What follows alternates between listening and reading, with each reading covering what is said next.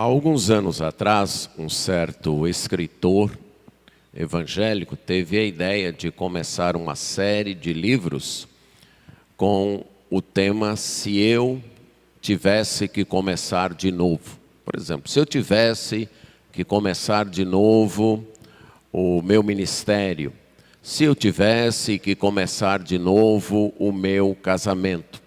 Então, baseado na experiência que ele teve, ele dava sugestões de se ele tivesse que começar de novo. Penso eu que alguns de nós, talvez até a maioria, já tenha pensado nisso. Rapaz, se eu tivesse ou se eu pudesse começar de novo a minha vida, o que eu faria de diferente? Talvez você optasse por fazer algumas coisas diferentes, fazer algumas escolhas diferentes ou desse tipo. Mas para a sua vida ser diferente para melhor, só bastaria uma coisa, certo?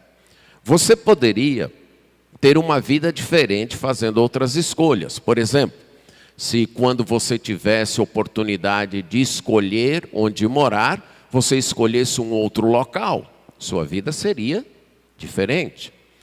Se tivesse oportunidade de escolher um curso, escolhesse um outro curso, sua vida seria diferente. De escolher uma profissão, escolhesse uma profissão diferente da que você escolheu, sua vida seria diferente. Ou mesmo um cônjuge, se você escolhesse um cônjuge diferente, sua vida seria diferente. Mas nenhuma destas escolhas que eu mencionei aqui garantiria que sua vida seria diferente para melhor. Nenhuma destas escolhas que eu mencionei, um lugar diferente, um curso diferente, uma profissão diferente, um cônjuge diferente, garantiria que sua vida seria diferente para melhor. Só uma escolha garantiria que sua vida seria diferente para melhor. Se você dissesse assim: se eu pudesse começar minha vida de novo, eu seria mais obediente a Deus. Pronto. Isso aí faria diferença para melhor. É a única escolha que de fato mudaria sua vida do que ela é hoje para algo melhor. Uma escolha por ser mais obediente a Deus. E isso é que é demonstrado, ou melhor, dito, expresso pelo Senhor no texto que nós abordaremos hoje à noite, de Isaías 48, 17 a 22. Continuando o nosso estudo no livro de Isaías, chegamos ao capítulo 48, que nós vimos é um poema, e nós então abordamos este poema, que foi escrito da forma de poema na língua original, nós abordamos em 3 partes. Uma delas, dos versos 1 a 11, onde Deus convida o seu povo para ouvi-lo, convida, desafia, apela de fato ao seu povo para escutar a sua palavra, e mostra que este povo era desobediente, que este povo era teimoso, que este povo alegava ser povo de Deus, alegava confiar em Deus, afirmava que seguia a Deus, mas que isso não era verdade. De fato, o próprio Deus diz que era um povo teimoso, um povo rebelde, um povo do pescoço duro, um povo da cabeça dura, um povo até que era infiel para com ele. Na segunda parte, que nós abordamos hoje pela manhã, dos versos 12 até 16, Deus novamente desafia o povo. Deus novamente convida, apela ao povo para ouvi-lo, para escutar a sua palavra. Só que desta vez Deus mostra para aquele povo que, apesar da rebeldia daquele povo, Deus vai salvá-lo. Deus continua insistindo com eles. Deus não desistiu deles. E agora então, começando no verso 17, nós vamos abordar a terceira parte então deste poema, que diz assim: Assim diz o Senhor, o teu Redentor, o Santo de Israel. Eu sou o Senhor, o teu Deus, que te ensina o que é útil e te guia pelo caminho em que deves andar. Ah, se tivesses dado ouvido aos meus mandamentos, então seria a tua paz como um rio e a tua justiça como as ondas do mar. Também a tua posteridade seria como a areia e os teus descendentes como os grãos da areia. O seu nome nunca seria eliminado, nem destruído de diante de mim. Saí da Babilônia, fugi de entre os caldeus, e anunciai isto com voz de júbilo. Proclamai-o e levai-o até o fim da terra. Dizei, o Senhor remiu a seu servo Jacó. Não padeceram sede quando ele os levava pelos desertos. Fez-lhe correr água da rocha, fendeu a pedra e as águas correram. Para os perversos, todavia, não há paz, diz o Senhor. Vamos orar. Senhor nosso Deus, mais uma vez, temos o privilégio de falar contigo em oração. E desta vez nós agradecemos por tua palavra que temos diante de nós. Confessamos a nossa incapacidade de compreendê-la, de explicá-la, de amá-la e de obedecê-la. E por isso suplicamos a assistência do teu Espírito Santo, em nome de Jesus. Amém. O povo de Deus tem uma vida melhor quando escuta e obedece a Deus. Qualquer pessoa pode ter uma vida melhor por ouvir e obedecer a Deus. E a primeira razão que o texto nos apresenta para isso é que o ensino de Deus é proveitoso. Lembrando, e talvez trazendo para aqueles que não têm acompanhado, o livro do profeta Isaías narra as profecias de um profeta que viveu entre os anos 740, ou melhor, profetizou entre os anos 740 e 686 antes de Cristo. Então foi profeta durante quase 60 anos de sua vida. Ele foi chamado por Deus para proclamar, para anunciar a palavra de Deus. Um profeta é um porta-voz, isto é, alguém que traz a palavra de Deus. Muitas vezes nós pensamos de um profeta como apenas um vidente, isso é, apenas como alguém que anuncia o futuro. Não. Profeta, na concepção bíblica, tanto do Antigo como do Novo Testamento, é a ideia de um porta-voz, é a ideia de alguém que anuncia, que proclama uma palavra que não é sua, uma mensagem que não é sua, mas uma mensagem que é de Deus. Quer esta mensagem explique o passado, quer esta mensagem fale do presente, quer esta mensagem anuncie o futuro, sendo uma mensagem de Deus, é uma profecia. Então Isaías foi chamado para ser profeta e durante quase 60 anos proclamou suas profecias ali para o povo de Judá, o reino de Israel, cuja capital era Jerusalém, no Oriente Próximo Antigo.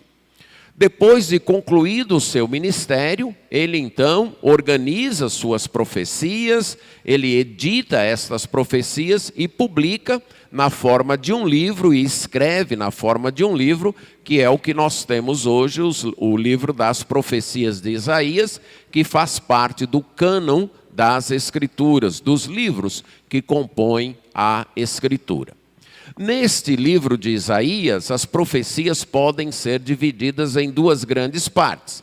A primeira parte, dos capítulos 1 até 39, que aparecem em nossas versões numeradas com estes capítulos, 1 a 39, que são as profecias que Isaías dirigiu especialmente ao povo de seu tempo, à sua geração, conclamando-os a confiarem única e exclusivamente em Deus. Sua nação, a nação de Judá, era uma nação pequena, era uma nação ameaçada pelos grandes reinos, pelos grandes impérios da época, uma nação que estava constantemente passando pelo perigo de uma invasão, pela ameaça de uma opressão. E Isaías então chama este povo a confiar exclusivamente em Deus, a não confiar nos seus próprios recursos, a não confiar em si mesmo, a não confiar nas alianças com outras nações, mas depender exclusivamente de Deus. Na época que Isaías viveu, o império que ameaçava era o império assírio, que estava novamente se reerguendo e dominando todas as nações ali do Oriente Próximo. A sua geração, isto é, a geração contemporânea de Isaías, na maioria das vezes falhou em confiar exclusivamente em Deus. Vacilou em depositar sua fé e sua confiança em Deus. Preferiu fazer alianças, ora com o Egito, ora com a própria Assíria e, por último, com uma nação que estava se reerguendo, a Babilônia. E aí Isaías avisou que o juízo de Deus viria, que a disciplina de Deus cairia sobre aquela nação, porque eles estavam recusando confiar exclusivamente em Deus. A partir daí, ele passa a profetizar para uma geração que viveria mais ou menos 100 a 150 anos depois dele, que era a geração que sofreria o juízo de Deus, que estaria no exílio da própria Babilônia, a nação na qual eles tinham confiado para ajudá-los a sair da opressão, seria a nação que os oprimiria, que invadiria sua terra, destruiria o seu templo e os levaria para o exílio. Então Isaías está nesta parte do livro, a partir do capítulo 40, dirigindo suas profecias para aquelas pessoas que estariam no exílio, que estariam desanimadas, estariam frustradas, inclusive estariam pensando que Deus havia se esquecido deles, que Deus não mais cumpriria suas promessas para com aquele povo. Isaías então anuncia, entre os vários temas que se destacam nesta parte, que Deus é soberano, Deus é supremo, Deus é incomparável. Ele é o único criador, sustentador do universo. Ele é aquele que dirige a história. E, portanto, ele não havia esquecido do seu povo, que ele iria restaurar o seu povo, que o exílio, o juízo de Deus, não era a sua última palavra para o seu povo, mas que ele iria restaurar esse povo, fazer com que esse povo voltasse para a sua terra. E para isso, ele utilizaria, ou ele faria uso de um rei pagão, o rei Ciro, do Império Medo-Persa, que ele estaria levantando. E esse rei, então, com o seu império, invadiria a Babilônia, traria juízo sobre a Babilônia e permitiria que o povo de Deus voltasse para a sua terra. Mas que este povo deveria escutar a Deus e confiar em Deus. Que o simples retorno não curaria a nação. Era preciso confiar em Deus. E confiar em Deus, porque os ensinos de Deus são proveitosos. Deveriam ouvir e obedecer a Deus, porque os seus ensinos são proveitosos. É o que ele diz aqui. Primeiro, ele se identifica. Quem é aquele que está falando? Assim diz o Senhor, o Deus que se revelou para aquele povo, fez uma aliança com aquele povo no Monte Sinai, o Deus que se revelou como o Eu Sou, isto é, como o Senhor, como aquele Deus autoexistente e supremo.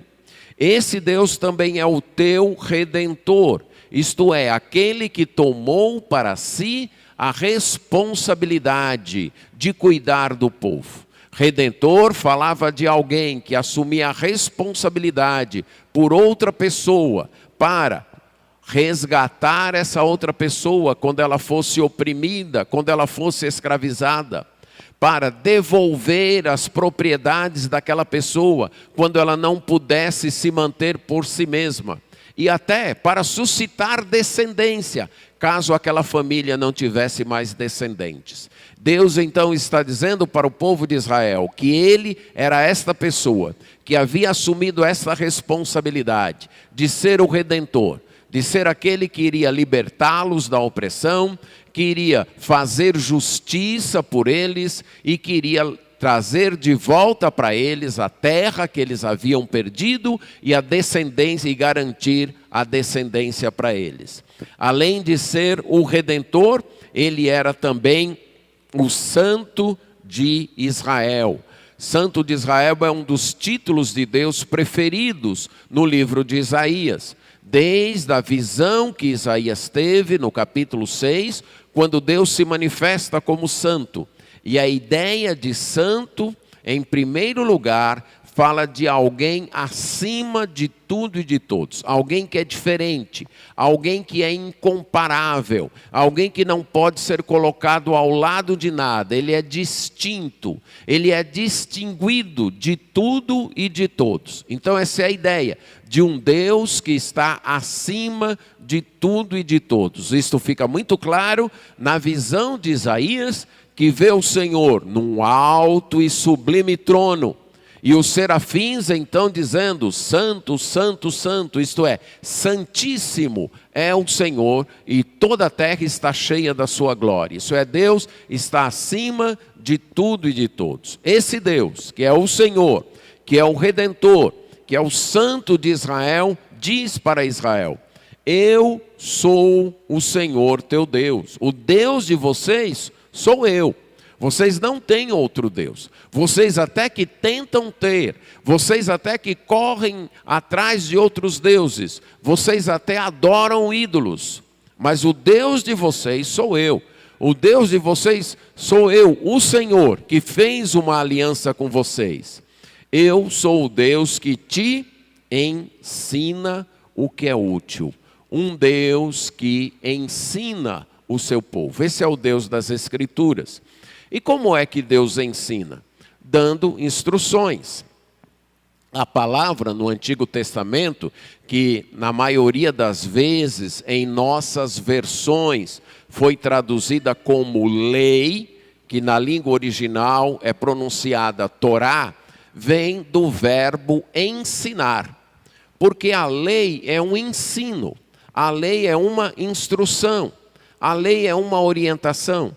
Inclusive, todas as leis são orientações. Quando você pensa na lei do trânsito, o que é a lei do trânsito? É uma orientação de como a gente deve se comportar no trânsito. As leis fiscais, o que são as leis fiscais? São orientações, normas que ensinam como o mundo das empresas, o mundo financeiro deve agir. Então, a lei é uma orientação.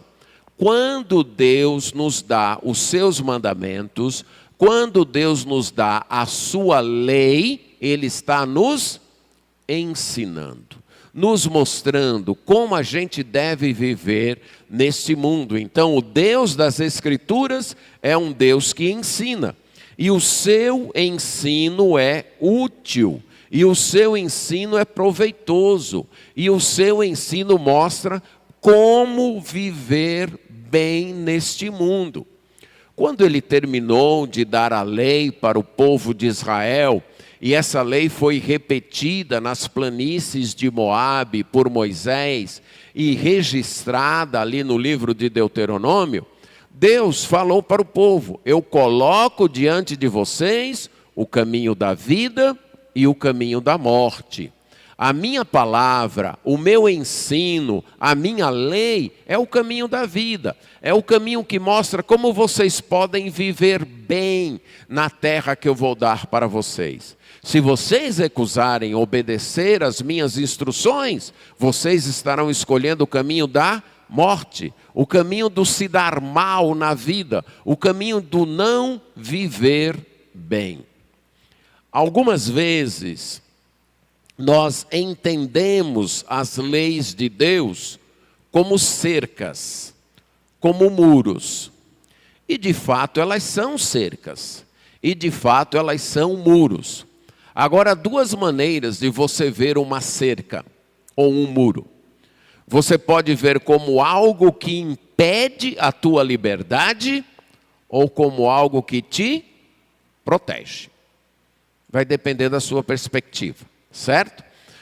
Imagine aí pais que moram num andar de cima, numa casa.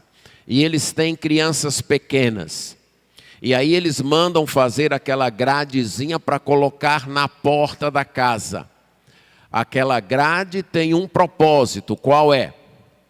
Que a criança não saia. Os pais fazem isso por quê? Porque eles odeiam a criança e eles querem prender a criança, é isso? Eles fazem isso por proteção. Eles sabem que aquela criança não tem condições ainda de descer as escadas sozinha, de sair sozinha de casa. Então, se não tiver uma grade ali, no momento de descuido, aquela criança pode sair, cair na escada, ou pior, pode sair e ir para a rua e ser atropelada, ser raptada ou qualquer outra coisa ainda pior. Então eles colocam aquela grade, aquela cerquinha para a criança não ultrapassar. A criança talvez fique com raiva e pegue na grade, chore e queira sair. E na mente dela ela interpreta como: meus pais estão podando minha liberdade. Mas não é isso. Mas a atitude daquela criança muitas vezes é a nossa atitude quando Deus nos dá os seus mandamentos, quando Deus nos dá as suas ordens. Nós achamos que Ele está impedindo a nossa liberdade, impedindo a nossa trajetória. Ele está então obstruindo o nosso caminho. Mas não. Os ensinos de Deus são úteis. Os ensinos de Deus são proveitosos. São para a nossa proteção, são para o nosso cuidado. Deus sabe que nós não sabemos viver corretamente. Deus sabe que nós não somos capazes de tomar boas decisões na vida. Deus sabe que nós não conhecemos tudo, que nós não sabemos de tudo. Deus sabe que nós nos enganamos. Deus sabe que nós somos susceptíveis ao engano das outras pessoas. Deus sabe de tudo isso. Então, quando Ele dá os seus mandamentos, quando Ele dá as suas leis, são instruções para nos mostrar: não é por aí, é por aqui.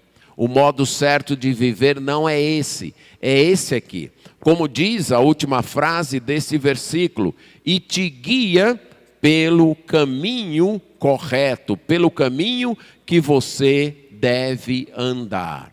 Então, o Deus das Escrituras deve ser obedecido.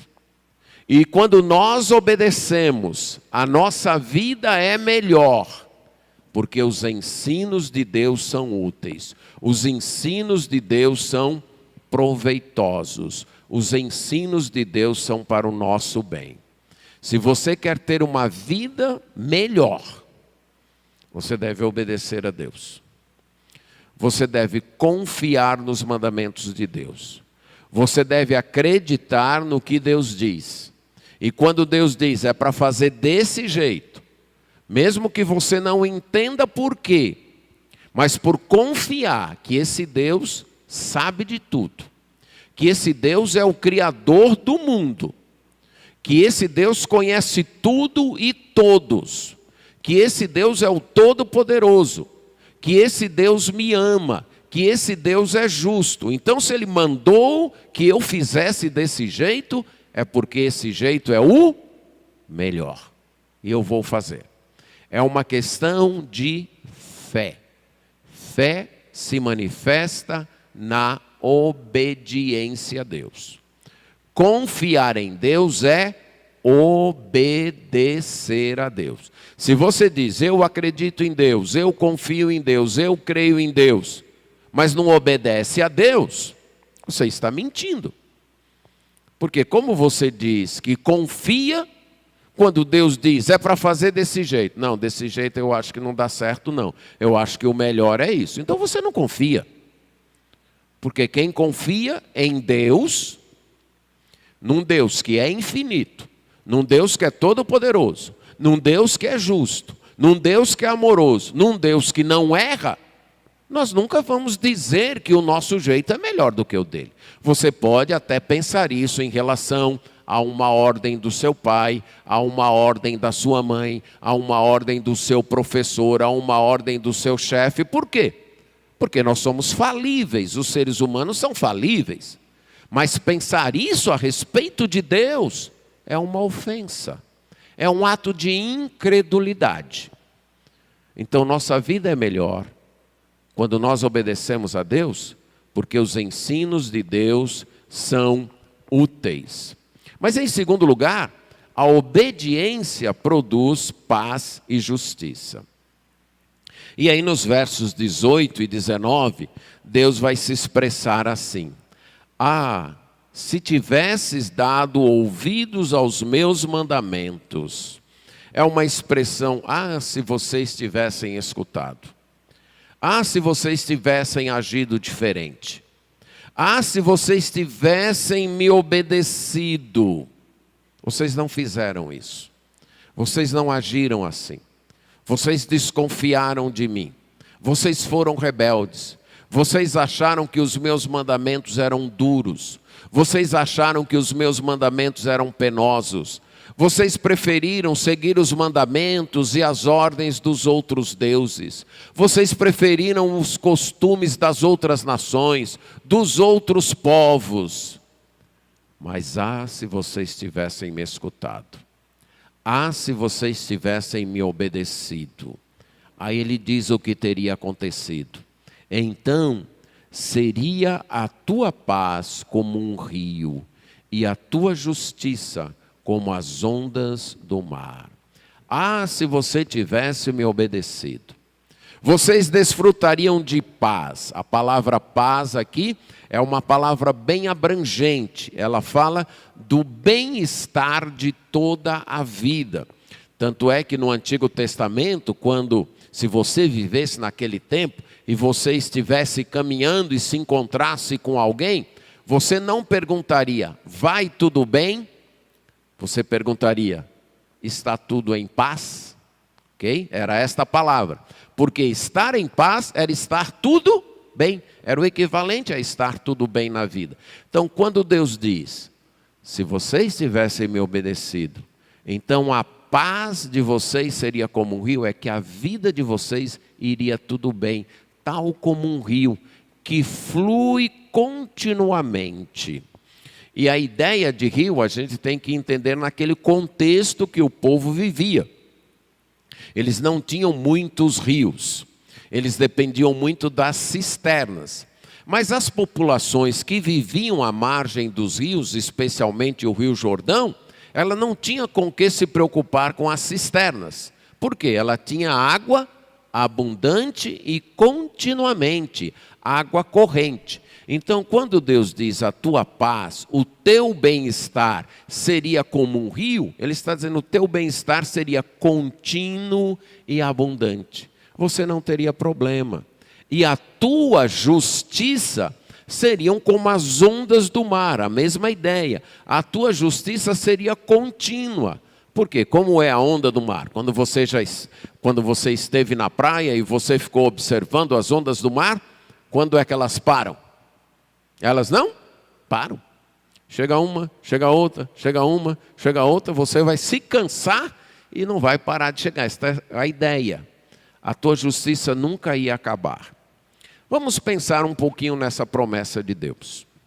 Vamos pensar só nos 10 mandamentos.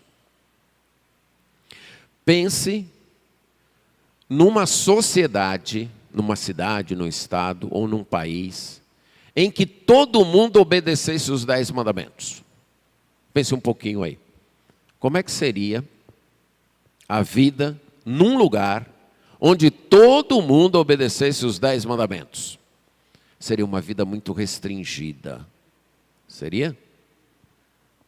Seria o quê? Uma vida segura. Você não precisaria ter medo de esquecer seu celular, esquecer sua carteira, sair, deixar a casa aberta. Teria medo disso? De deixar suas crianças brincando nas praças, você teria medo disso? Não teria. Você não teria medo destas coisas, certo? De sair, cumprimentar as pessoas, mesmo que você não conhecesse, você teria medo disso? Não teria. Você teria medo que a justiça não fosse feita? Você teria? Você teria receio de que as pessoas ficassem implicando por você por inveja ou por cobiça? Teria? Imagine. Você acha que nossas casas teriam muros? Não teria necessidade. Entende o que Deus está dizendo? Quando uma sociedade obedece a Ele, ela desfruta de justiça e de paz e de bem-estar. Ninguém ia explorar ninguém. Ninguém ia tomar terra de ninguém. Ninguém ia querer ser os únicos donos dos meios de produção. Ninguém ia querer emprestar dinheiro a juros exorbitantes. Não ia acontecer isso. Nós teríamos uma sociedade, em termos de justiça, em termos de economia, uma sociedade próspera. É isso que Deus está dizendo. Ah, se vocês me obedecessem. Ah, se vocês me obedecessem. Vocês iam ver o que é bem-estar. Vocês iam experimentar o que é justiça. Ah, se vocês tivessem me obedecido.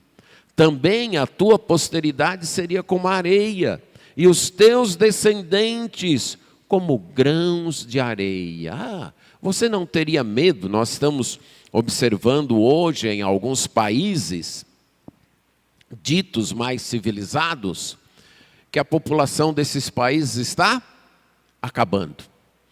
Há cidades onde, se você é novo inclusive, e quer ter filhos, a prefeitura desses países paga para você ir morar lá, certo? Paga aí para você ir para lá, morar, se estabelecer. Por quê? Porque estão vendo a hora se acabar, ok? E o que leva as pessoas a fazerem isso? O que leva alguém a não querer ter filhos? Vamos colocar assim. Há razões de saúde, ok? Há razões vocacionais, ok? Mas na maioria dos casos é o quê? Filhos dão trabalho. Dão mesmo? Dão. Vamos admitir que dão, certo? Dão certo trabalho. Mas só dão trabalho? Dão alegria também. Dão prazer também. Dão satisfação também. Ok? Agora, se a sociedade fosse justa e próspera, os filhos dariam trabalho? Só dariam alegria. Só dariam prazer. Daria muito mais gosto. Hoje ainda dá muito gosto ter filhos, mas daria muito mais. É o que Deus está dizendo. Ah, se vocês tivessem me obedecido. Ah, se vocês tivessem me escutado. Então vocês veriam a sociedade de vocês prosperando. Vocês iam ter paz, vocês iam ter justiça, vocês iam ver os filhos de vocês crescendo sem ameaça, crescendo sem perigos, crescendo sem doenças, crescendo sem vícios e mais. O seu nome nunca seria eliminado nem destruído diante de mim. Ah, se vocês tivessem me obedecido, vocês não estariam no exílio. Vocês não estariam na Babilônia. Vocês não estariam sendo oprimidos. Vocês não estariam sofrendo. Ah, se vocês tivessem me obedecido. Creio que cada um de nós pode ouvir essa frase. Deus dizendo para mim, para você, ah, se você tivesse me obedecido. Ah, se você tivesse feito do jeito que eu disse que era para você fazer. Ah, se você tivesse reagido da maneira que eu disse que era para você reagir. Ah, se você tivesse me escutado quando tomou essa decisão, antes de tomar essa decisão por sua própria cabeça. Ah, se você tivesse feito isso. E Deus está dizendo, a sua vida seria melhor. A nossa vida é melhor quando ouvimos e obedecemos a Deus, porque os seus mandamentos são proveitosos.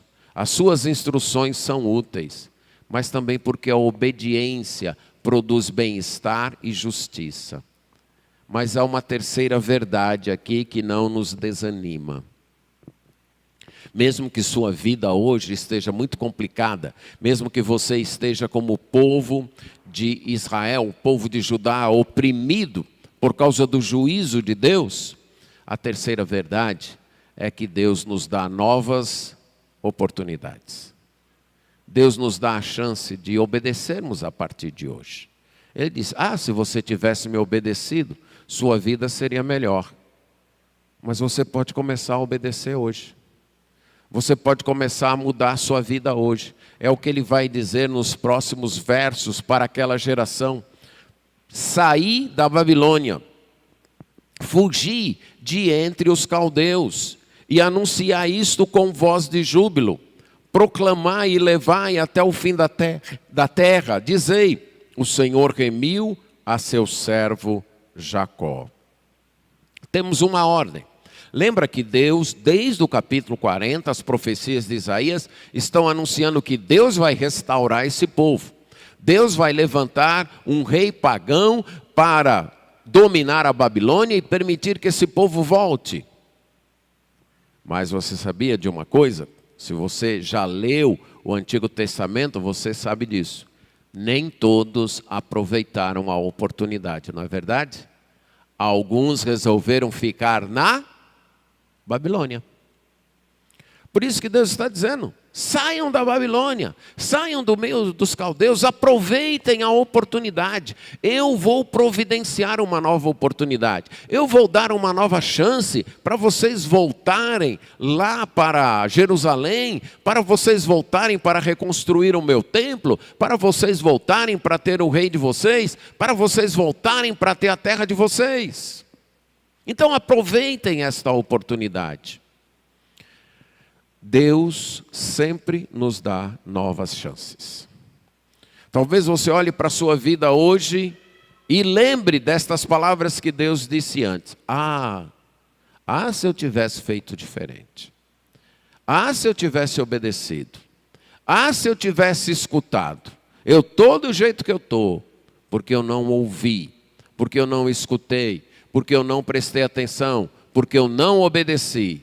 Ok. Mas não pare aí. Lembre, Deus dá uma nova oportunidade.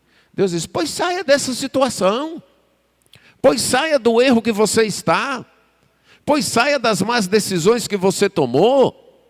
Pois fuja do pecado que você está vivendo no meio dele. Saia desta situação. Deus é o Deus que redime.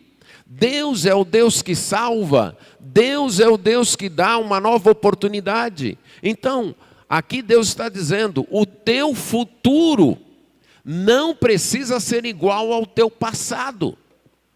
Se o teu passado e o teu presente estão ruins, porque você desobedeceu a Deus, porque você não andou conforme Deus mandou, o teu futuro não precisa repetir isso.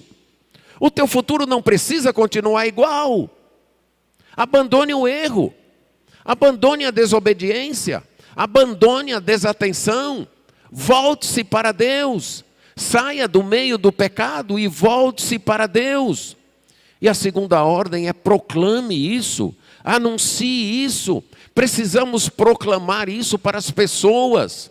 O pecado traz consequências nefastas, o pecado traz prejuízos, o pecado traz coisas ruins. E talvez estejamos sofrendo hoje por conta dos nossos pecados de outrora. Mas há solução, há salvação. Não é preciso continuar assim. Nós precisamos anunciar isso. Nós precisamos proclamar isso para as pessoas.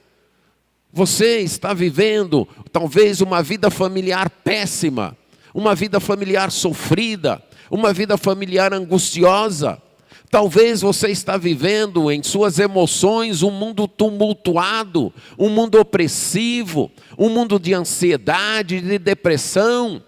Talvez no meio dos seus negócios você está vivendo momentos ruins.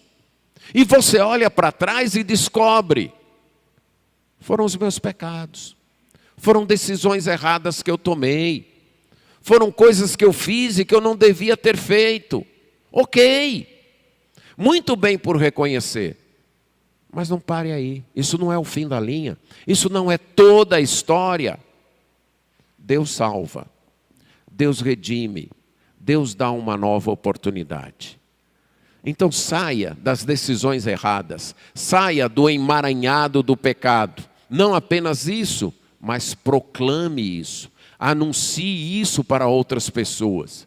Precisamos dizer para outras pessoas que há solução, sim. Há solução para famílias problemáticas, há solução para emoções angustiosas, há soluções para uma vida melhor. Mas estas soluções incluem obedecer a Deus, ou melhor, esta solução é obedecer a Deus, é acatar as ordens de Deus. Não se trata simplesmente de mudar de uma religião, não se trata simplesmente de mudar de relacionamentos, não se trata simplesmente de mudar de lugar. Isso são mudanças cosméticas, são mudanças apenas aparentes, que podem melhorar por um tempo. É como tomar uma aspirina para uma infecção. Pode até aliviar a dor por um tempo, mas não cura. A mudança permanente é sair da desobediência para a obediência. É deixar o pecado e voltar-se para Deus. Esta é a mudança que faz diferença para melhor. E é isso que Deus está dizendo para o seu povo. Vocês estão na Babilônia por conta do pecado de vocês.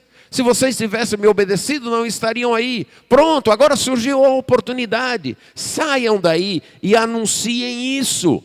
Além dessas duas ordens, há um encorajamento citando uma promessa. Não tenham medo. E aí Deus lembra o Êxodo, no verso 21, quando ele tirou o povo do Egito. E ele diz, olha, lembram quando eu tirei o povo lá do Egito? Eles não passaram sede. Eu os levei pelos desertos, onde não tinha água. Mas eu fiz sair água da rocha. Eu fiz sair água da pedra. Eles não passaram necessidade. Eu cuidei deles.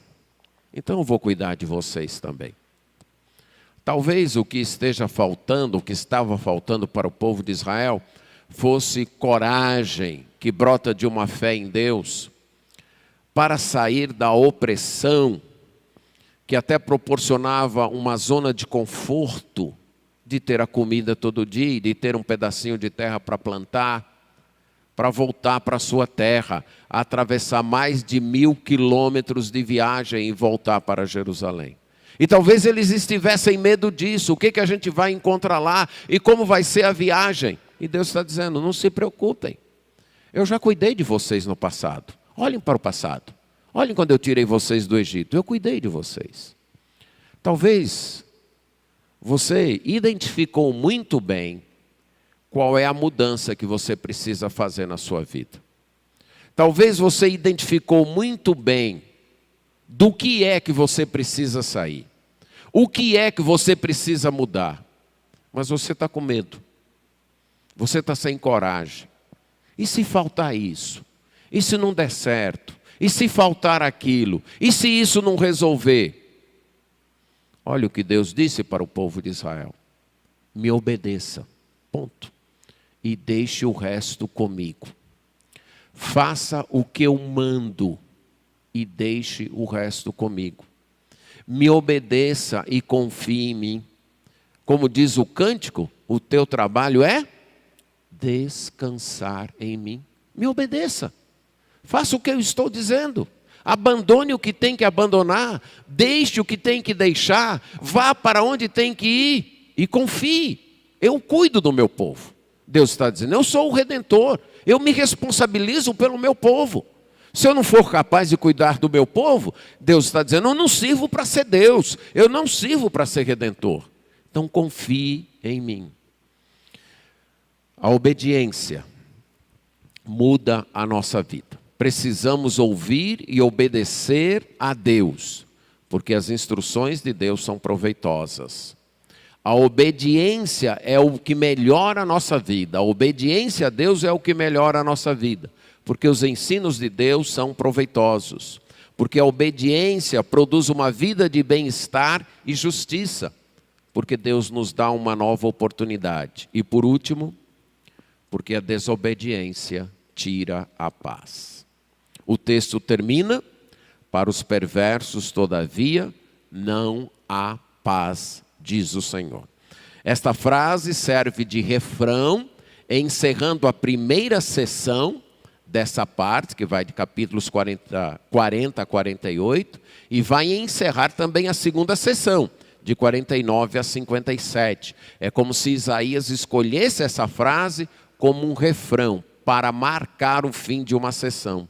E a frase, Deus está dizendo, olha, para quem me obedece, há paz. Ah, se vocês tivessem me obedecido, então a paz de vocês seria como um rio. Mas para os perversos, não há paz. Para os perversos não há paz. Talvez alguns do povo de Israel pensassem assim, já que Deus escolheu a nossa nação, já que Ele vai salvar a nossa nação por amor do nome dEle, por pura graça dEle, como Ele disse aqui nesse capítulo, então eu posso viver de qualquer jeito. E Deus está dizendo não. A minha aliança de salvar a nação de Israel vai permanecer. Eu assumi esse compromisso e eu vou honrar esse compromisso. Mas isso não significa que indivíduos dentro dessa nação possam agir com perversidade e ainda se dar bem. Para os perversos, não há paz. Para os perversos, não vai ter bem-estar. Para aqueles que se voltam contra Deus, não vai ter uma vida melhorada. O que faz diferença de uma vida para melhor é uma vida de obediência a Deus. Escutar e obedecer a Deus para ter uma vida melhor. Ou continuar na teimosia e viver sem paz. Qual você vai escolher? Decidir obedecer a Deus para ter uma vida melhor? Ou decidir continuar vivendo do seu jeito, continuar vivendo da sua maneira e continuar sem paz? A escolha é sua. Amém.